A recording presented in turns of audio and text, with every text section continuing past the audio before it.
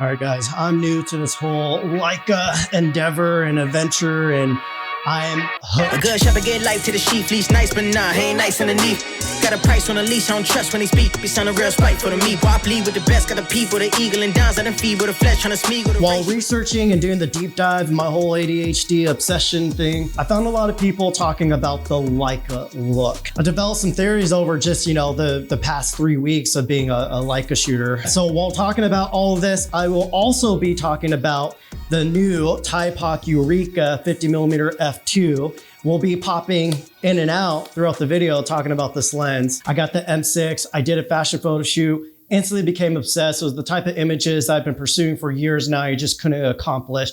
And it was simply because I needed a rangefinder camera. That then led me to the Leica MP because the viewfinder blocks out the sun better. That then got my brain turning of like, let's check out like what this would do for a digital experience with the M11, just to mash up these two beautiful different time points in the art of photography. I'll get into this in another video. But anyways, the Leica Look. I think it's a combination of using a rangefinder, which these are not easy to use. You can't just put it up and do autofocus tracking and just pop off a bunch of shots. You really are forced to slow down and pay attention. And if a shot's not good, you're not going to take the time to focus and to pop it off. You're just going to move on. That's one of the beautiful sides. So I think that's a part of it. But when it comes down to lenses, the Leica Look, people are talking about micro contrast and image quality, yada, yada, yada. I don't think it has anything to do with that. The theories that I've been developing kind of are far different from what everybody else has covered so far. And before we go any further, I already know there's gonna be people in the comments of like, oh, lens character is just like an excuse for cheap designs. And you guys need to not forget, photography is an art form. If you are a photographer, you are an artist. Since when do artists chase perfection? So from my understanding, Thypoch is, I don't know if we should say mimicking or pursuing, chasing this lens design that is from the past. I never knew lenses like this existed. I've never seen one, never held one, but basically the lens can be compressed and then you can pop it out, twist it, and it's locked and it's ready to be used. Like, this is pretty wild. This lens is an f2 50mm. You can see we have a de-clicked aperture here. Personally, I wouldn't mind if there's actually a clicked aperture on here, because since this lens is so small, this whole setup, I feel like my hands sometimes can slip and move the aperture around. And then we have this little focus tab here that goes and locks to infinity. That's another thing that I don't really understand on what's the point of that. Like, why do we need this to lock? It's more of an annoyance rather than like a feature that I like. I guess they're really harking back to that design from the past. Enough with that side. Let's talk about why I love this lens. And this kind of goes back into what I believe the Leica Look is. So let's get into that. To me, the Leica Look has nothing to do really with Leica per se. I think it has to do with more rangefinders and the M mount. We can see right here, if we look at the back of the lens, those rear elements, that circle of glass is way smaller than the actual size of the sensor. Anybody who has been following for a while, you guys know I'm obsessed with anamorphics. One thing you'll learn from anamorphics is the physics behind lens designs and why defects, quote unquote defects, happen. When the diameter of the lens and the glass is smaller than the sensor, you have to imagine if your sensor is this big and your lens is this big, that light has to go past all the edges of the lens and spit back out onto that sensor. It has to basically meet at that middle point and then spit it back out and stretch it across that sensor. When you do that, you start seeing all the edges of the glass. So again, the M mount is a very small, tiny mount. So all those things, when they come together, I think that's kind of what the Leica Look is coming from. No matter how clean and sharp your glass is, it still has to warp, all those physics in order for it to get edge to edge on that sensor. Now, what does all that mean? Let's get into it. Let's go back to the lens real quick. The Thypoch Eureka 50mm has modern day coatings. It has modern day glass, but they're combining that with a design from the past. This is a beautiful marriage in my mind as an artist. Again, because I'm getting modern day image quality, sharpness, flare control, contrast, but they're combining it with the physical design that kind of gives us that retro, vintage, timeless look from the past. When you shoot it wide open at f2, that's when you're really gonna get all the character out of the lens. But once you go to f2.8 or f4, that's where it's going to kind of clean up and it's going to look more like a modern lens. Because again, you're closing down that aperture and you're kind of getting less of the edges of the glass on there. But I love shooting this lens wide open. Enough with the Eureka. Let's go over the images from that photo shoot now. All right, guys, we're gonna start going through some of these shots that I shot with the Leica M11 and the Eureka. Obviously, when it comes to vintage glass, a lot of the things that people talk about with like micro contrast and all that stuff, maybe that did play a part back in the day. But when it comes to, you know, these modern day lenses coming out, I find it super exciting because just how like Leica cameras themselves are kind of bringing modern day technology, but with like a timeless form factor and functionality.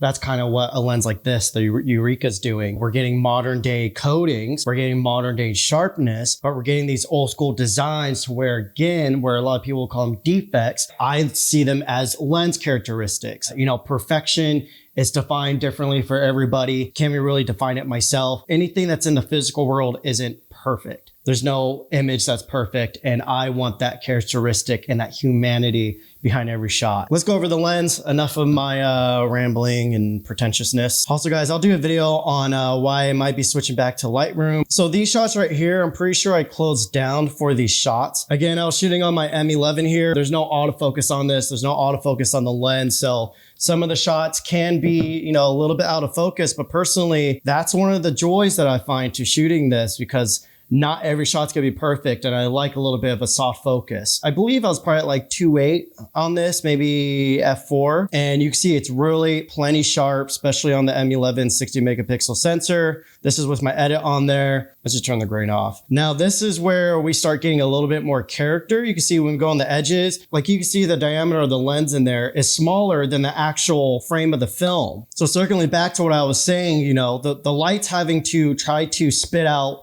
light and cover the full sensor plane or the full film plane on the edges here. And so you start getting the edge of the optics over here, and that's why you start getting that little squeeze type of bokeh, which personally, again, I absolutely love the look of that. You can see we got some swirly bits down here. I absolutely love this, but once again, it's modern performance at the same time, but it's not making her skin look like sandpaper. Obviously, she's a 20-year-old model. So you can see right here, I kind of misfocused a little bit. If we look at her earrings right here, we do have some chromatic aberrations, which once again, I don't mind. You got a lot of people adding halation onto their edits now, just get more of that vintage look. I find it funny because people go and they chase like APO lenses and perfect clinical lenses, and then in post, they start caking on halation and glow and grain, yada, yada, yada. It's like you have it in these lenses already.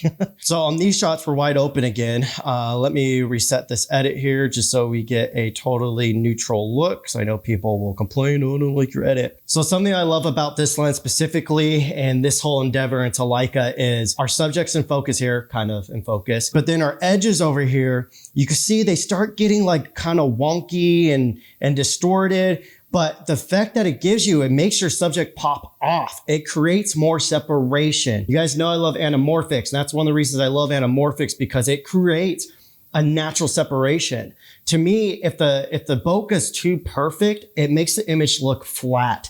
Like my eye doesn't find intrigue in it. I feel like sometimes it creates like this weird pop-off type look. And I know a lot of people think, you know, sharpness and micro contrast is the way to that 3D pop, but that's not the only way, guys. You guys could create that 3D pop again with using bokeh.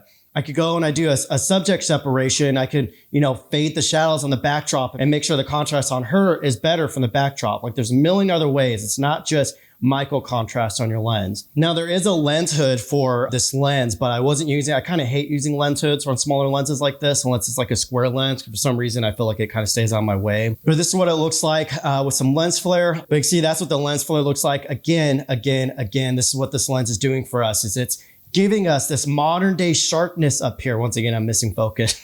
I personally love it. Again, if I'm using this lens wide open, it's for a reason. Pretty sure I'm wide open on these as well. Let me just reset this image so you can see what we're doing here. This might be 2.8, maybe f2 to f2.8, somewhere in there. But once again, look how sharp this is. Again, I love how, you know, when you hit the focus on the eye on your subject with this lens, it's sharp, but then everything else you kind of see it's kind of falling out. And then I believe this is around minimum focus right here. And you see we'll punch in right here. This lens is plenty sharp. Also, I got new presets for the Leica coming out soon. They'll actually be for Lightroom. You can use them on any camera, but you know, they're being crafted from the Leica camera. This is when I first got the lens and the Leica M11. I was just itching to shoot with it. Nothing crazy, but let's just go slap some edits on here and go to my new presets that, again, they're still in the works, so don't judge them just yet. Let's do V2 here and drop this exposure, boost the contrast, and then let's go and drop the blacks a little bit. Let's get a little bit more crunchy. This is definitely wide open here. I wouldn't judge the sharpness from this shooting through the window here, but you can see there's a subtle glow to it. It's not overboard. It doesn't look like it's like a lens that just can't handle being shot wide open. It looks more tasteful. And again, you can see that painterly, swirly type bokeh, how the bokeh just kind of falls off. And as it goes off into the distance, a paintbrush is just going and painting that bokeh in. I absolutely freaking love the look of that type of bokeh. It doesn't feel like a modern day computer like everything else that's coming out. I absolutely love lenses like this because it reminds me what it feels like to be a photographer. It reminds me that this is an art form. When I'm shooting on the Leica M11,